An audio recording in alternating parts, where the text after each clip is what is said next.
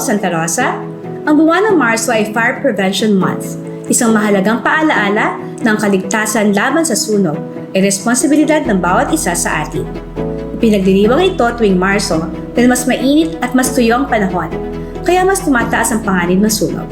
Kaya ngayon pa lang, mas maging maingat, tayo, mapagmatsyag at handa.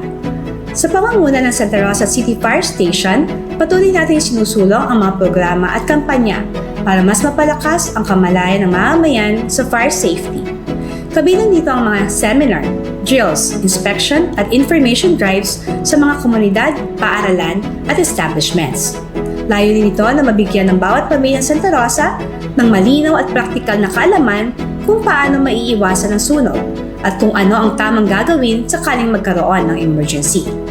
At kung sakaling may insidente ng sunog, nakahanda ang pamahalang lungsod ng Santa Rosa para sa agarang pagtugon, mula sa rescue operations hanggang sa post-fire assistance tulad ng pansamantalang evacuation at relief support, binibigay natin ang kinakailangang tulong sa mga apektadong pamilya upang makabangon agad. Kaya't paalaala sa lahat, maging responsable sa araw-araw. Mag-ingat sa paggamit ng kuryente, i-check ng regular ang mga saksakan, extension at kable. Patayin at i-unplug ang appliances kapag hindi ginagamit, lalo na bago matulog o umalis ng bahay. Mag-ingat din sa pagluluto, paggamit ng phosphor at lighter at sa paggamit ng kandila. Kung maaari, maghanda ng fire extinguisher at alamin kung paano ito gamitin.